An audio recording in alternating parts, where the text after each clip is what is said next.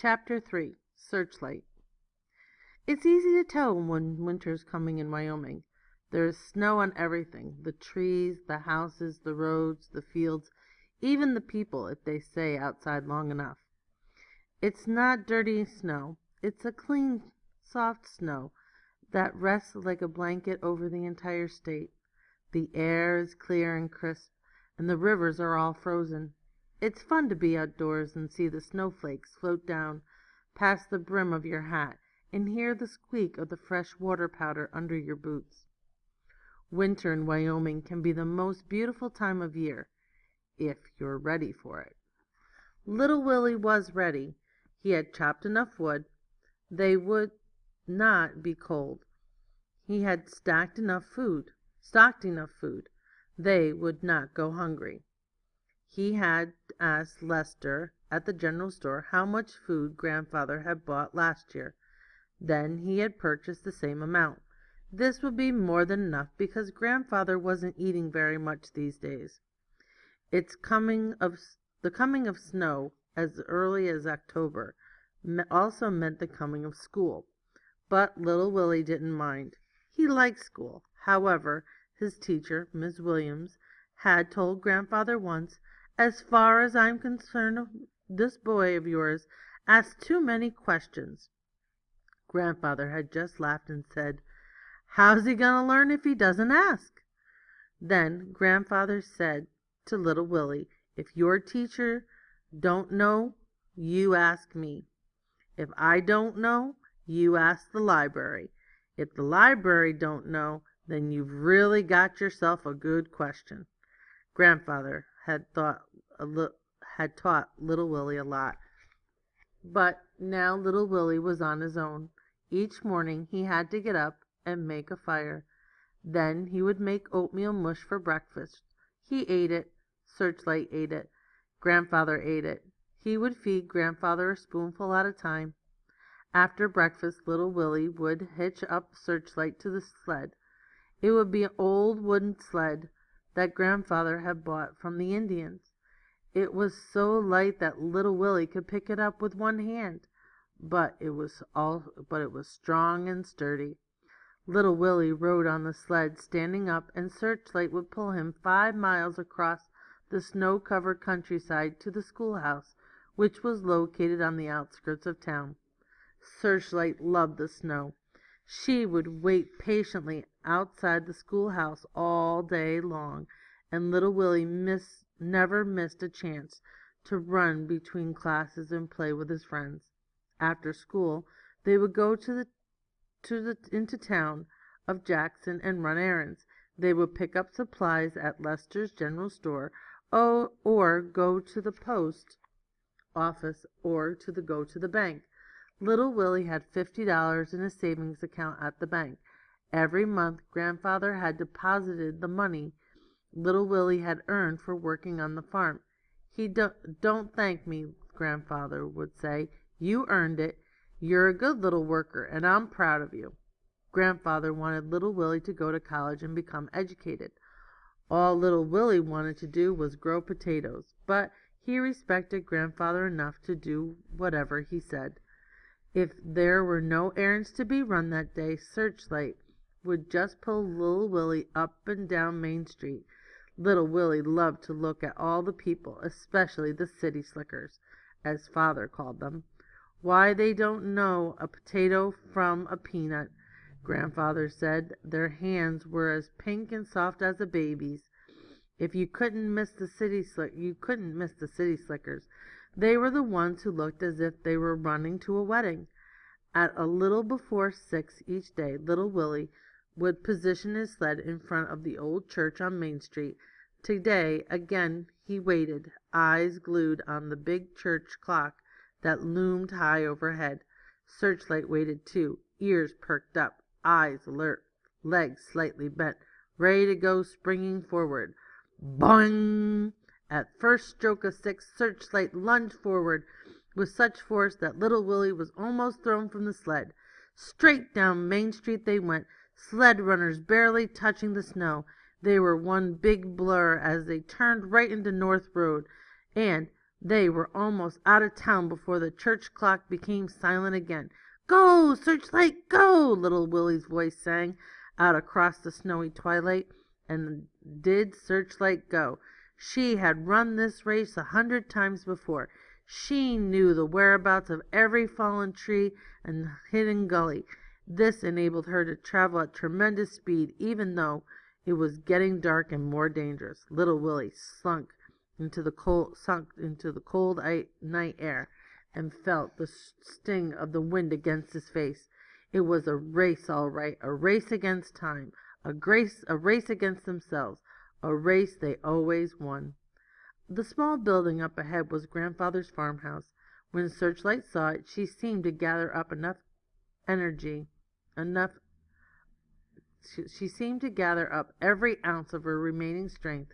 She forged ahead with such speed that the sled seemed to lift up off the ground and fly.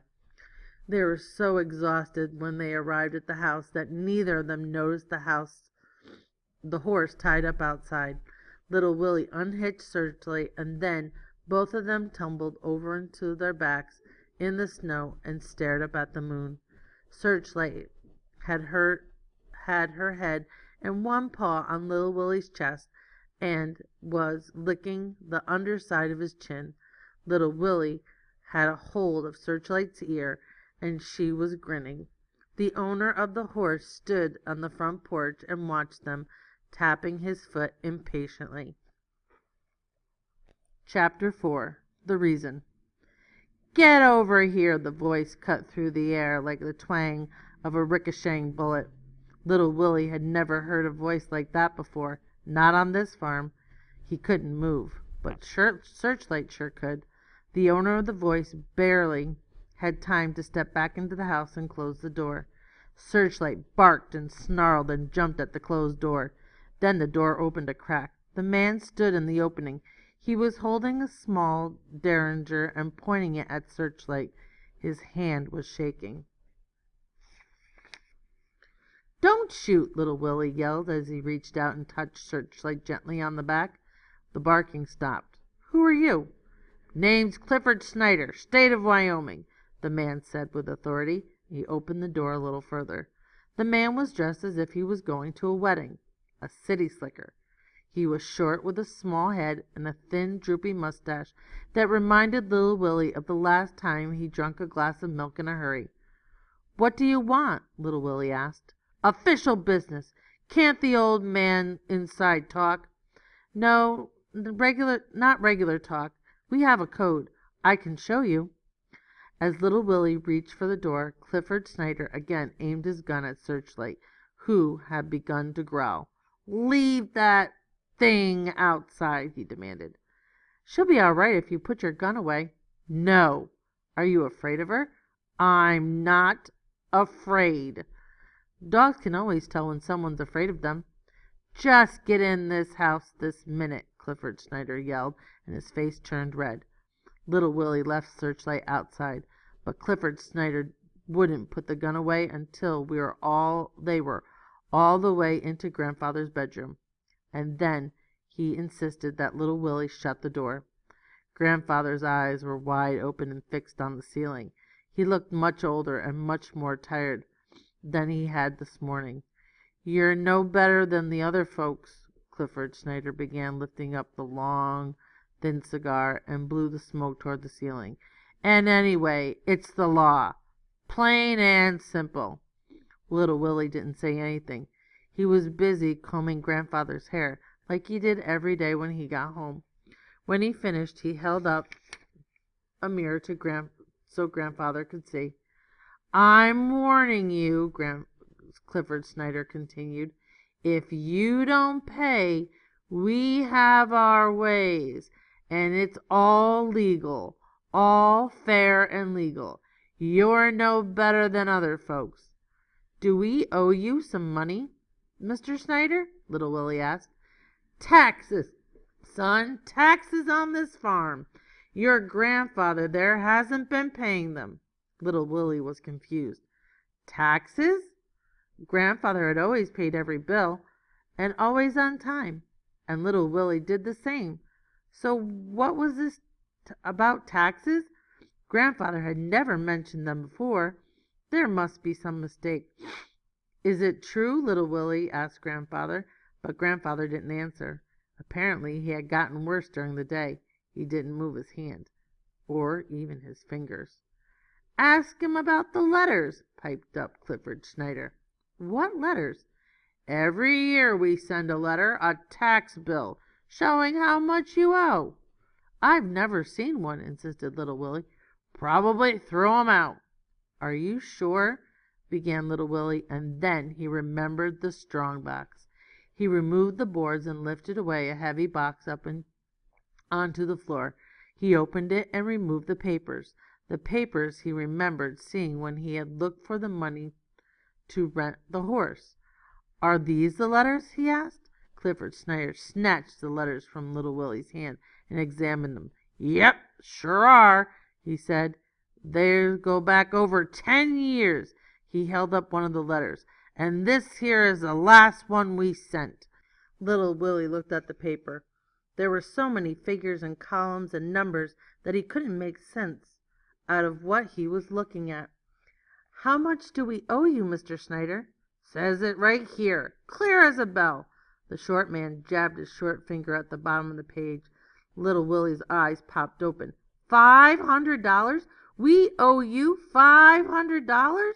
Mr. Snyder nodded, rocking forward on his toes, making himself taller.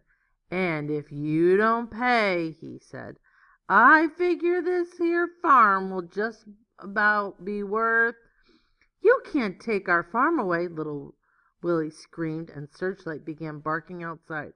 "Oh, yes, we can," Clifford Snyder said, smiling, exposing his yellow, tobacco-stained teeth.